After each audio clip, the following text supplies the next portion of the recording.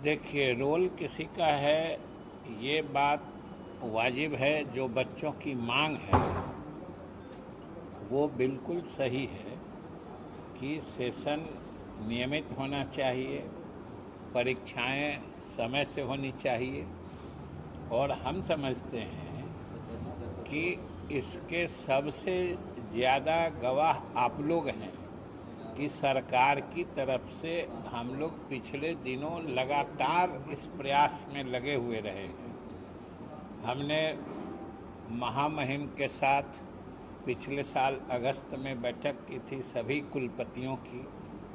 उसमें भी हमने सरकार की तरफ से कहा था कि तीनों चीज़ हमारे विश्वविद्यालय और महाविद्यालयों में कक्षाएं और परीक्षाएं ये दोनों नियमित हों, तभी हमारे विद्यार्थियों को सही ढंग से शिक्षा भी मिल पाएगी।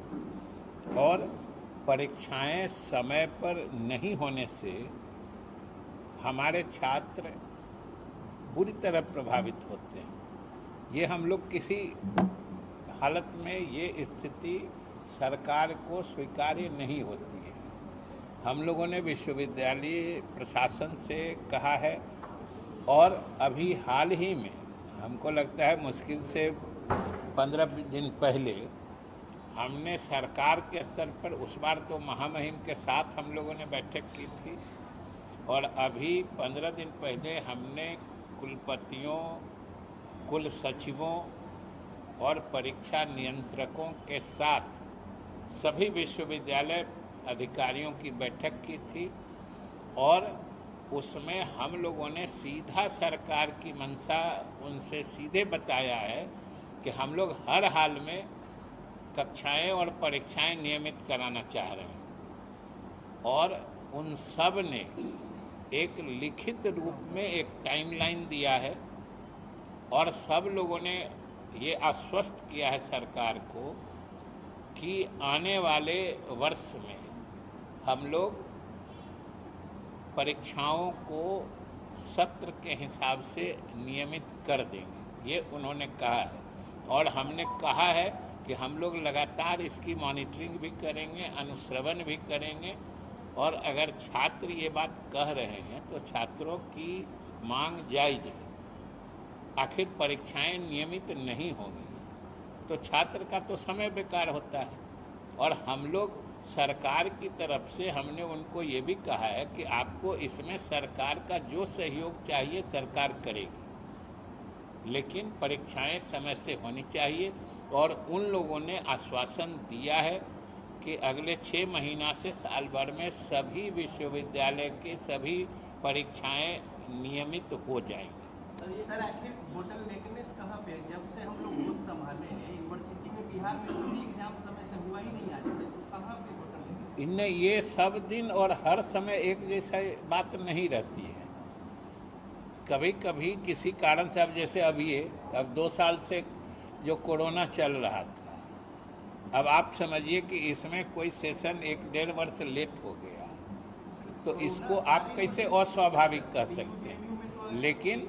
लेकिन हमने तो दोनों बात बता दी ना कि छात्रों में अगर असंतोष है तो सरकार की पूरी हमदर्दी है उनसे। और हम छात्रों को भी कहना चाहते हैं, उनसे भी अपील करना चाहते हैं कि आपके मामले में सरकार सक्रिय है।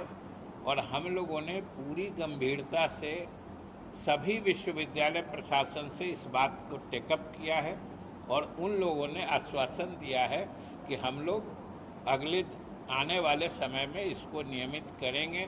और हम लोगों ने एक लिखित टाइमलाइन ले लिया है जिसका हम लोग लगातार अनुश्रवण करेंगे। किशनगंज के स्कूल में संडे की जगह फ्राइडे को छुट्टी की घोषणा कर दी गई है। ये सूचना अभी हाल ही में कुछ जगह से आई है, तो हम लोगों ने डीओ से जहाँ जहाँ ऐसी सूचना मिली है अभी तक, हम लोगों ने वहाँ के डीओ से, जिला शिक्षा पदाधिकारी से प्रतिवेदन मांगा है कि वहाँ क्या स्थिति है, कब छुट्टी रहती है और किसके आदेश से छुट्टी रहती है। और हम लोग जब प्रतिवेदन आ जाता है अकॉर्डिंगली उस हिसाब से, लेकिन जो नियम संगत होगा, जो सही वैधानिक चीज होगी वही होगा। लेकिन शुरू से तो चलता रहा है कि स्कूल संडे को बंद करते थे, ये अचानक फ्राइडे का मामला कैसे हो गया सर? आप ही कह रहे हैं तो अभी वही तो हमने कह दिया कि आप जो चीज़ जानना चाह रहे हैं वही तो हम लोगों ने रिपोर्ट मांगी है और हमने आपको बता दिया कि रिपोर्ट आ जाती है, हम लोग मुख्यालय में उसकी समीक्षा कर लेंगे जो किस स्थिति में क्या हो रहा है। अगर शुक्रवार को बंदी रहती है तो रविवार को चलता है कि नहीं चलता है, कि कोई गफलत का फ़ायदा उठा के दोनों दिन बंद कर दे रहा है, अगर एक दिन 2 दिन क्या कर रहा है, ये सब रिपोर्ट आ जाता है। लेकिन इतना ज़रूर हम कहेंगे कि जो भी होगा, जो नियम कायदा है उसके अनुरूप ही हो। एक गंभीर मामला आया है सर, मंत्रिमंडल के अपर मुख्य सचिव ने चिट्ठी जारी की है सभी प्रधान सचिवों को, जो कैबिनेट में प्रस्ताव पारित हो रहे हैं उसका कार्रवाई नहीं हो पा रहा, अनुपालन नहीं हो पा रहा है। 374 ऐसे मामले जिसका अनुपालन अभी तक नहीं हो पाया है। आपके विभाग का 54 मामला है। कौन सा मामला है? कैबिनेट से जो प्रस्ताव पारित होता है उसका अनुपालन नहीं हो पा रहा है। कैबिनेट से पारित प्रस्ताव के अनुपालन की भी समय सीमा होती है ना। कोई कैबिनेट से प्रस्ताव ही पारित होता है, उसके पूर्ण रूप से क्रियान्वयन के लिए उसकी समय सीमा 2 वर्ष होती है, तो नहीं होने का सवाल नहीं है। कैबिनेट तो सर्वोच्च बॉडी है, निकाय है, उसके आदेश को तो हर विभाग को लाजमी है मानना। कहीं कोई अगर देर हो रही है और अगर मंत्रिमंडल सचिवालय ने ये लिखा है तो सभी विभाग इसकी समीक्षा करेंगे, इसकी मॉनिटरिंग करेंगे, इसमें विलंब ना हो।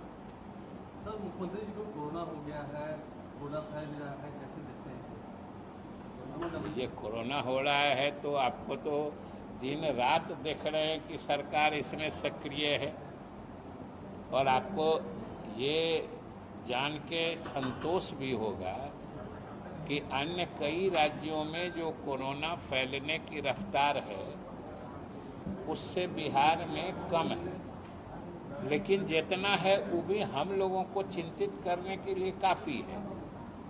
सरकार खुद चिंतित है और उसके निवारण के लिए, उससे बचने के लिए जो भी तरीके हो सकते हैं कि स्वयं को कैसे बचना चाहिए। अगर कोई इस तरह के लक्षण दिखे तो सरकारी चिकित्सीय व्यवस्था, जांच व्यवस्था हर जगह हर तरीके से उपलब्ध है, वहां जाके जांच कराना चाहिए। और इसमें तो हम आपके मीडिया के लोगों से भी अनुरोध करेंगे कि सब लोगों को इसमें जागरूकता फैलानी चाहिए।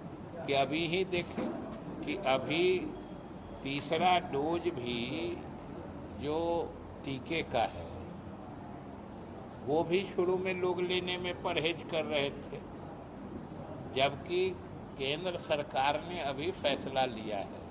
लेकिन बिहार सरकार ने तो शुरू में ही फैसला ले लिया कि जब से तीसरे डोज की इजाज़त मिली या तीसरा डोज देने का निर्णय लिया गया, बिहार सरकार देश में समझिए पहली सरकार थी जिसने पहले ही दिन ये फैसला ले लिया कि ये टीका भी हम अपने नागरिकों को मुफ्त में देंगे।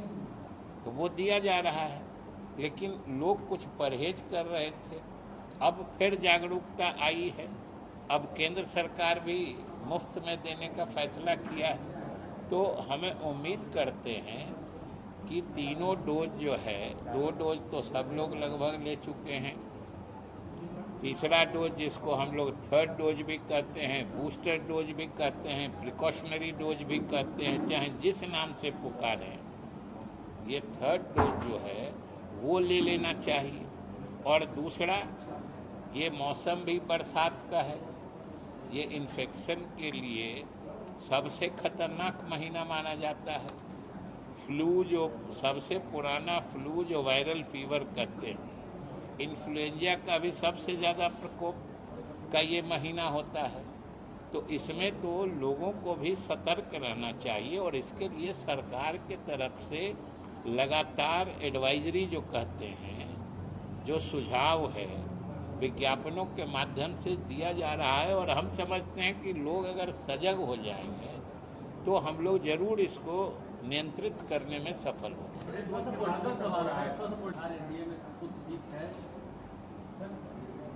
आपको गड़बड़ कहाँ लग रहा है? आपको कोई गड़बड़ लग रहा है क्या? पिछले दिनों आपकी ही पार्टी के वरिष्ठ नेता है विजेंद्र यादव, वो कह रहे थे कि पहले वाली वो बात अब नहीं। अरे पहले वाली बात कब होती है? जो बात आज है सो कल नहीं रहती है, जो कल है वो परसों नहीं रहती है। तो कोई आपको कोई कुछ कहेगा? जो कल जो था वही आज भी है। ये किस चीज में है? आपको अभी जो गठबंधन हम लोगों का एनडीए काम कर रहा है, उसमें कहाँ कोऑर्डिनेशन में कमी दिख रही है? और हम लोगों का कोऑर्डिनेशन तो इतना परफेक्ट है कि बिना कोऑर्डिनेशन कमेटी के परफेक्ट कोऑर्डिनेशन में काम कर रहा है। तो इससे ज़्यादा कोऑर्डिनेशन किसी पार्टी ने शिकायत की है क्या? अब उन्होंने कहा, ये उनका विचार है। अब उन्होंने कहा उन्होंने पूछ हमसे रहे हैं। आप हमसे पूछ रहे हैं तो बोल रहे हैं, लेकिन हमको तो कहीं कोऑर्डिनेशन का कोई अभाव दिखता ही नहीं है। मांझी जी से हम लोगों की भी बात होते रहती है। और यही तो हम लोगों के गठबंधन की खासियत है कि बिना कमेटी के परफेक्ट कोऑर्डिनेशन है। 2025 एक आदमी बोला 2025 तक ऐसी पाएगा, आप दावा कर रहे हैं? जैसे चल रहा है सरकार, जो सरकार बिहार में एनडीए की चल रही है, 2025 तक ऐसी स्मूथली चलेगी, कोई दिक्कत नहीं होगी? आपको कहाँ दिक्कत नजर आ रही है? हम तो कह रहे हैं कि चल रही है, चलेगी। और आप 25 में इसका सीमा रेखा काहे दे रहे हैं? आप 25 से क्यों इसको बांध रहे हैं? हमको तो ये बताइए ना कि आप 25 क्यों बांध रहे हैं? अरे मांझी जी कहते हैं तो मांझी जी आप ये क्यों भूल जाते हैं कि चाहे विधानसभा में जब शराबबंदी का कानून बन रहा था, चाहे हम लोगों के एनडीए विधायक दल की बैठक होती है, तो जहाँ कहीं शराबबंदी के पक्ष की बात आती है तो वो तो एकदम खड़े रहते हैं, दोनों हाथ उठा के साथ देते हैं। तो हम तो वो देखते हैं। अब आप क्या क्या देखने लगते हैं ये आप जानिए। एक सवाल बड़े लोग पीने के बाद घर में सो जाते हैं और जो छोटे लोगों को सड़क पर पकड़ के जेल चले जाते हैं। अब ये तो आपको दो ही बता सकते हैं, या तो जिन्होंने कहा है वो बता सकते हैं, या बड़े लोग जो चिन्हित हैं, या आप जिनको बड़े लोग समझते हैं उनसे पूछिएगा। हम लोग तो छोटे लोग हैं। तमिलनाडु के डीएमके के नेता और विधानसभा अध्यक्ष उन्होंने कहा है कि ईसाई मशीनरी अगर तमिलनाडु में नहीं होता तो बिहार जैसी स्थिति तमिलनाडु में। पता नहीं, उनसे हम लोग तो अपनी स्थिति को किसी से खराब नहीं मानते।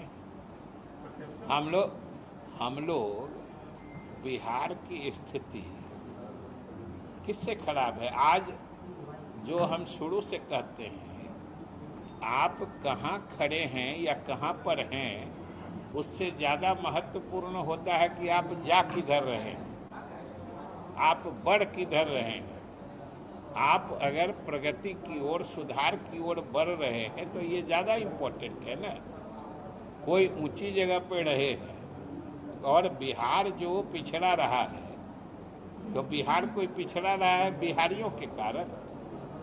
सब लोगों को ऐतिहासिक और भौगोलिक मैंने एडवांटेज मिला हुआ है, लाभ मिला हुआ है। तमिलनाडु के जो डीएमके के या कोई कहे, उनको हजारों किलोमीटर का जो कोस्टल किनारा मिला हुआ है, जो समुद्री उनको संसाधन मिला हुआ है, ये वहाँ के लोग की कमाई हुई चीज़ है क्या? हम लोग जो लैंड लॉक्ड स्टेट हैं, हम लोगों के यहाँ कोई माइंस सोना हीरा की खान नहीं है, न हम लोगों को हजारों सैकड़ों किलोमीटर का समुद्री किनारा है। इसमें कोई बिहार वासियों की गलती है? तो ये तो सोचना चाहिए। और आप सब लोग बिहार के लोग हैं, हमेशा ध्यान में रखिए कि बिहारीपन की पहली पहचान होती है कि वो अनावश्यक उसको कोई डिमोरलाइज नहीं कर सकता। बिहारी स्वाभिमानी होते हैं और बिहारी हमेशा इस बात में यकीन रखते हैं कि हम अपने बल पर खुद आगे बढ़ने में सक्षम हैं और हमने बढ़ के दिखाया है और बढ़ के दिखाएंगे। बनाने की कोशिश हो रही है। अरे परसेप्शन बनाए जिनको बनाना। चलिए, जीएसटी है, उससे नहीं लगता कि गरीबी बढ़ेगी बिहार जैसे राज्यों में? नहीं, वो सब तो पुरानी बात हो गई। तो कहाँ आप अभी